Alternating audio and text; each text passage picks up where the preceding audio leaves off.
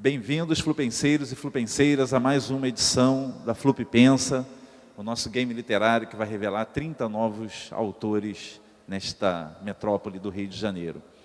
O BNDES apresenta mais uma edição da Flup Pensa, com a parceria do British Council, da Rede Globo de Televisão, da Secretaria Municipal de Educação e do SESI Cidadania Sistema Firjan.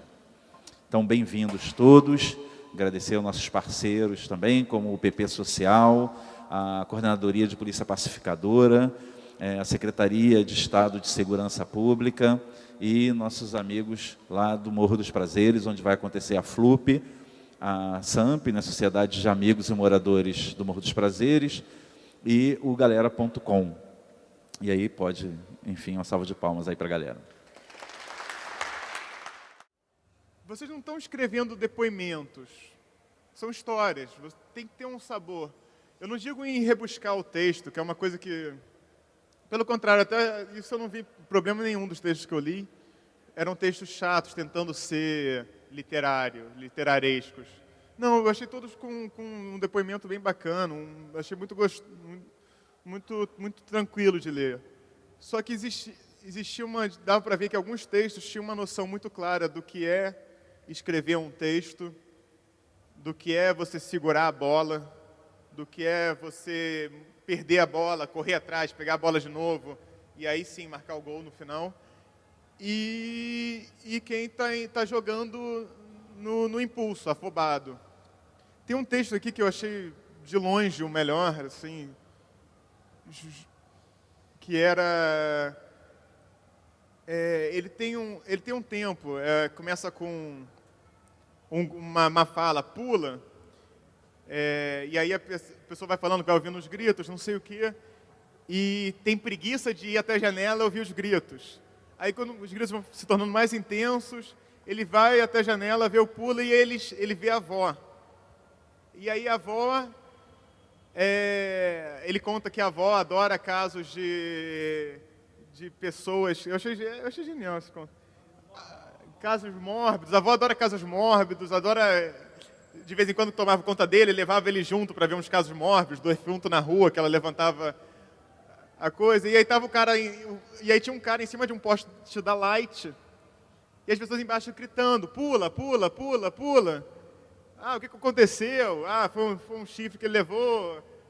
E aí você fica pensando, né, o tema é final feliz, como é que vai acabar esse final? E aí chega a polícia, o cara grita, eu vou pular, quando chega a mulher, e pula. E aí ele termina falando, final feliz para minha avó. Eu achei tão genial a forma que ele deturpou toda a ideia. O que é o final feliz? E aí isso também é um trabalho do escritor, que é transformar a realidade, transformar as expectativas, transformar as ideias.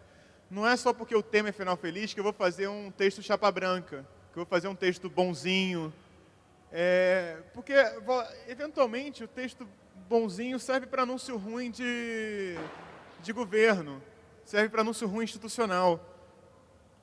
O que interessa para a gente, o que traz a gente é a história. Você pode fazer um texto que seja... Eu não estou falando para fazer um politicamente incorreto, que nem esse, mas você pode fazer um texto politicamente correto que não seja previsível e que não seja óbvio, que não seja, isso aconteceu, isso foi bonito. O que é interessante é quando quando o texto instiga. Eu gostei desse texto porque ele acabou com todas as expectativas. Foi aquele drible do Robinho. Vai para lá, vai para cá, vai para lá. Que ele conseguiu fazer com que... Eu já estava esperando, final feliz, tal, vai chegar a mulher, ele vai desistir, vai descer, não sei o quê. E não. Ele pulou o final feliz para a avó, que eu nem estava esperando que ela fosse ter alguma relação de felicidade. Então, o que essa pessoa fez, ele pensou a estrutura do texto. Eu sei que o espaço é pequeno, mas você tem uma estrutura, você tem um início, um desenvolvimento e um final. E você tem que pensar como você vai trabalhar com essas expectativas de quem está lendo. Um texto é um trabalho em dois, é você e quem vai estar lendo. Para quem você está escrevendo isso? Para falar desses textos, de todos eles, sejam eles os muito bons, os com futuro, e os que ainda precisam de algum trabalho de leitura, né? É legal não só ter essa visão do artista, que o Omar aqui tão bem colocou, mas eu trabalho com um texto como do outro lado do balcão, eu sou editora. Então, eu recebo sempre muitos textos, sejam textos de autores nacionais ou de autores estrangeiros. E o fundamental nisso é a gente ter sempre aquele casamento perfeito de forma e conteúdo, né, do texto. E, enfim, achei que são experiências muito interessantes das pessoas se colocando a sua verdade, colocando suas experiências, né?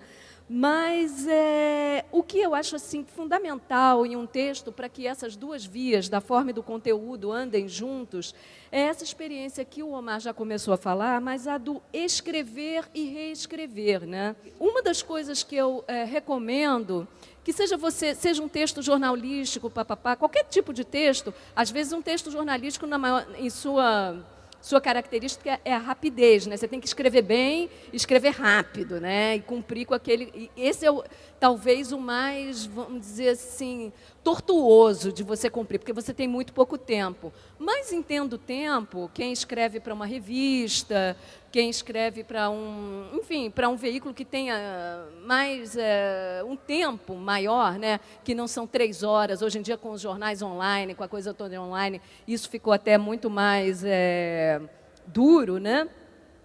A pessoa tem que parar, reler, reescrever, né? E o que eu noto aqui é que muitas coisas, muitos dos problemas de textos, eles se devem ao fato dos os textos não terem sido relidos e trelidos e não sei o quê, sequer um corretor ortográfico que sanaria erros de concordância, que o corretor ortográfico não pega tudo, mas ele pega a concordância, ele pega algumas coisas de pontuação, ele pega algumas coisas de repetição de palavra, e tem coisas que, evidentemente, um corretor ortográfico não pega, que aí é só a inteligência, o olho humano, né? E o capricho, né? E quando a gente está lendo muito texto, o importante é que o leitor seja assim, capturado de primeira. Eu costumo dizer, assim, muito informalmente, nós editores pegamos aquele livro, a gente recebe muito original para ler, né? Livro bom é aquele livro que você lê de uma sentada. Você senta o livro e lê, pá, sem querer fazer outra coisa. E esse texto aqui eu comecei a ler, mas esse texto é um texto que tem problemas aqui no final. Poucos, eles têm um problema de forma. E eu dou uns conselhos aqui para o autor do texto, né?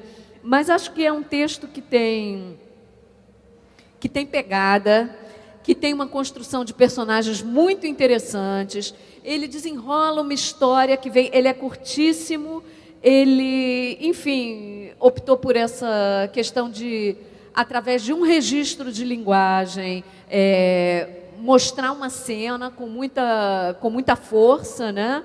Ele conta uma história boa, a história tem ação, tem os motoqueiros, acontecem coisas, tem acidente, não sei o quê, enfim. E ele cumpre no final a proposta do dispositivo, ou seja, é um texto que eu considero, mas ele, por exemplo, ele no meio do texto é um texto que ele tem um descuido. O cara podia ter lido esse texto, relido, entendeu? Cuidado de uma coisinha ou outra, mas que eu considero esse texto, assim, um belo texto. Eu acho que uma questão que cada vez mais a gente vai ter que ficar atento, tem um conjunto de textos aqui, e às vezes assim, eu já estou percebendo que também repetem as mesmas pessoas com uma determinada característica, que é isso que o Omar falou aqui um pouco antes, que eu acho que talvez nessa eu já começo a ver, depois de 3 encontros sucessivos, eu começo a ver já uma forma, assim, já começo a ver um caminho e perceber que a gente vai ter algumas fases. E como num game, é importante a gente ficar ligado para poder passar de fase. Então, num game desses qualquer, se você não perceber que você tem que pegar uma figura não sei aonde, ou fazer determinado gesto com um herói para que você passe de fase, você não vai conseguir passar de fase. Você vai até conseguir pontuar cada vez mais, só que na mesma fase. O que significa que você vai rapidamente chegar num limite que você não vai ultrapassar. E o principal limite aqui que eu estou percebendo, tem várias questões que a gente vai abordar daqui até o final. Mas tem uma que eu acho que nesta fase, não para as outras, mas a gente vai ter que passar dessa fase, é essa questão do depoimento que o Omar falou. Então é importante que a gente se encoraje a experimentar outras formas de narrar, de escrever. Eu espero que o desafio de hoje, que já está no site, vou falar para vocês no final, estimule isso, mas mesmo quando não, mesmo quando às vezes é um dispositivo que está pedindo para um depoimento de alguma coisa que você viveu, a gente tem que trabalhar isso de uma maneira que não seja só me contar a história, mas fazer isso que o Omar e um pouco a Mônica também falaram, que é prender o leitor, qualquer leitor. Então tem histórias aqui, tem histórias ótimas, mas que elas poderiam ser muito boas, só que elas se suicidam no primeiro parágrafo, né? Aconteceu isso com o Omar. Por exemplo, eu vou dar um exemplo cabal aqui. Primeiro uma com um título que eu adorei, assim, é um título para guardar na gaveta que pode virar alguma coisa em algum momento. Que é Ouviu? Foi tiro. Né? Esse título, Ouviu? Foi tiro, e ainda mais para mim, que sabia que o dispositivo era final feliz, já me criou uma expectativa. Né? Então eu falei assim, vou ler esse texto com atenção, porque o título já me ganhou. Só que o que a pessoa faz com o título? Desculpa aí, vou precisar do óculos. Ela começa a narrativa assim, final feliz é complicado. Bom, tudo bem, pode ser um começo de uma bela crônica, de um belo conto, você dizer final feliz é complicado, mas eu vou contar uma história com final feliz. Só que geralmente, quase sempre, isso vai estragar a história. Porque você já está me dizendo que você acha que final feliz é complicado. Então já induziu a minha leitura para um caminho. Isso pode ser bom em alguns casos. Aqui, nesse caso aqui, eu não achei bom começar assim. Por quê? Porque ela continua assim, final feliz é complicado, mas desde o momento que a pessoa vai da vida para a morte, volta para a vida, e apesar de algumas sequelas, tipo um ouvido sem audição, um rosto com paralisia facial, um olho com vista turva e um projétil no crânio, ela está viva. Então isso é um final feliz.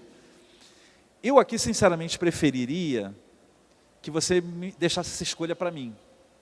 Não para mim, Écio, para mim, leitor. Né? Por quê? Porque senão, eu já não tenho muito mais o que fazer com esse conto aqui. Eu podia parar aqui.